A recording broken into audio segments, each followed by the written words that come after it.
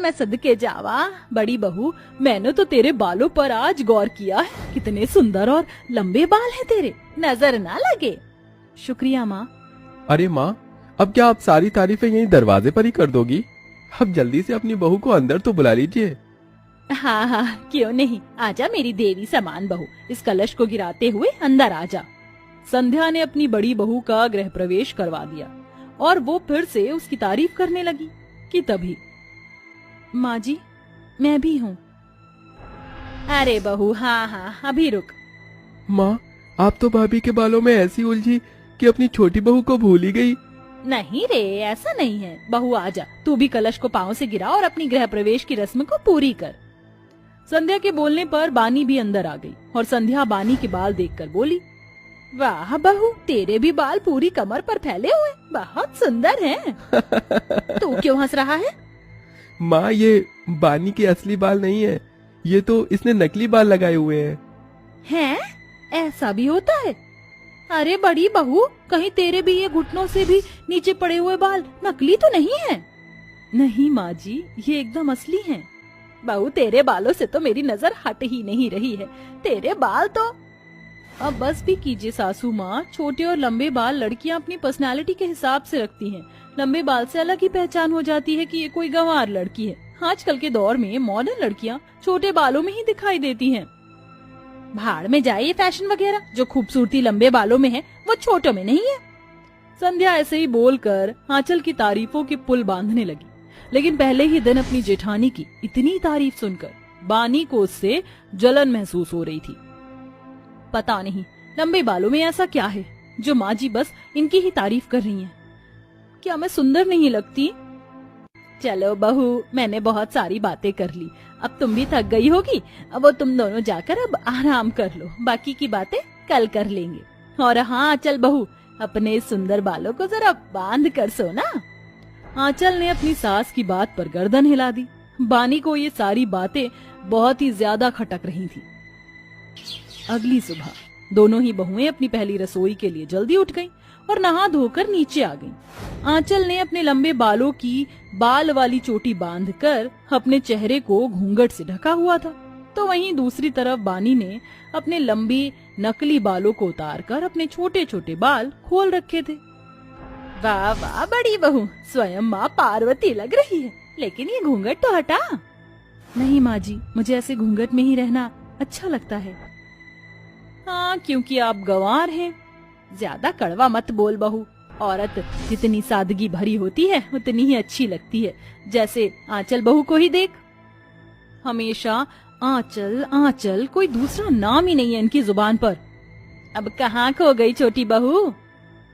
कुछ नहीं, देखो आज तुम दोनों का जो भी मन करे वही बना देना, ठीक है आंचल बहू? जी माँ। सास की बात सुनकर दोनों बहुएं रसोई में आ गई। संध्या के मुंह पर ज्यादा आंचल आंचल रट जाने की वजह से बानी आंचल से बहुत चिढ़ रही थी। जेठानी जी, आज मैं करवाऊंगी आपकी तारीफ। दोनों बहुएं मिलकर अपना अपना खाना बनाने लगती हैं कि तभी बानी ने पीछे से आंचल के बालों को खींच दिया। आह, क्या कर रही हो बानी? उप्स, गलती से हो गया। कोई नहीं, लेकिन मेरे तो अब सारे बाल ही खिंच रहे हैं, आपको इन्हें दोबारा बांध लेना चाहिए। शायद तुम सही बोल रही हो। आंचल अपने खाने को धीमी आंच पर रखकर चली गई और अपने बालों को बनाने लगी। उसके बाहर जाते ही बानी ने उसके खाने की आंच को तेज कर दिया। अब आएगा मजा। अब तुम्हारा खाना कोई नहीं खाएगा जेठानी जी। तेज आंच होने की वजह से आंचल की बनाई खीर जल गई और जब जले की खुशबू आंचल और संध्या तक पहुंची तो वो जल्दी से रसोई में आई। हे राम, क्या जला दिया? अरे नहीं, मेरी खीर। बहू, तेरा ध्यान कहाँ था?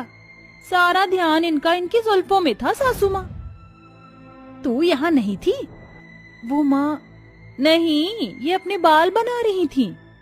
बहू, मैंने माना कि तेरे बाल अच्छे हैं और तुझे इनका ख्याल रखना है, लेकिन सारा ध्यान इन्हीं पर है, ये तो अच्छी बात नहीं है ना? जी। अच्छा चल, अब जो हुआ सो हुआ, लेकिन आगे से ये गलती दोबारा ना हो। संध्या आंचल को डांटती हुई चली गई। बानी को अपनी जेठानी पर डांट पड़वाकर बहुत ही अच्छा लग रहा था, लेकिन आंचल ये नहीं समझ पाई थी कि बानी ने ऐसा किया क्यों था। ऐसे ही कई दिन बीत गए।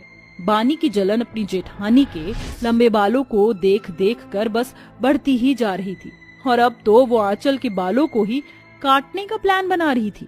वो कभी खाने में उसके बाल मिलाकर उसके बालों को कटवाने की कोशिश करती, तो कभी कुछ और करके, लेकिन सब कुछ नाकाम हो रहा था।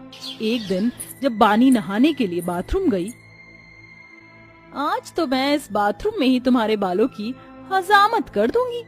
आंचल के पीछे पीछे बानी भी बाथरूम में चली गई, और बानी ने दरवाजा बंद करने से पहले आंचल की चोटी पकड़ ली और उसे दरवाजे से बाहर रखते हुए दरवाजे को बंद कर दिया। मेरे बाल, आज तो मैं इन्हें काट ही दूंगी। बानी बस उन्हें काटने ही वाली थी कि तभी उसे संध्या ने आवाज लगा दी, बानी बहू। हाँ माँ जी। अरे नहीं। बानी बिना बाल काटे ही अपनी सास के पास आ गई और आंचल ने भी किसी तरह अपने बालों को छुड़वा लिया। आज फिर से ये बच गई, लेकिन कब तक बचोगी जेठानी जी? बानी ने उसके बालों को काटने की ठानी हुई थी। उसी दिन जब दोपहर में आंचल अपने बिस्तर में आराम कर रही थी, तब भी बानी कैंची लेकर वहां पहुंच गई। अच्छे अच्छे सपने देखना, क्योंकि अभी तुम्हारे होश उड़ने वाले हैं। बानी बस उसके बालों को काटने ही वाली थी कि तभी आंचल की आंख खुल गई। ये तुम क्या कर रही थी? कुछ नहीं, मैं तो बस यहाँ ये कैंची लेने आई थी। बानी की चाल इस बार भी नाकाम हो गई। जेठानी जी, आपके ये बाल मुझसे ज्यादा समय तक नहीं बचेंगे। ऐसे ही चलते चलते अब कई दिन बीत चुके थे। रोजाना अपनी जेठानी की तारीफ अब बानी की बर्दाश्त से बाहर हो रही थी। बड़ी बहू, मैं माता रानी के मंदिर जा रही हूँ, थोड़ी देर से लौटूंगी। कोई नहीं माँ, आप आराम से जाइए। संध्या मंदिर चली गई। संध्या के जाने की वजह से अब बानी को मौका मिल चुका था। अरे वाह, अब तो शिकार अकेला है। ऐसे बोलकर बानी कैंची लेकर आंचल के पास पहुंच गई। क्या हुआ बानी?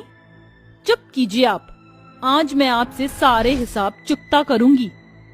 ये तुम क्या कह रही हो? बानी, होश में आओ। अब होश आपके उड़ेंगे जेठानी जी। ऐसे बोलकर बानी कैंची लेकर आंचल की तरफ बढ़ी। आंचल उससे बचने के लिए भागी, लेकिन बानी ने उसकी रस्सी जैसी चुटिया को पकड़ लिया। दर्द हो रहा है ना? अभी और होगा।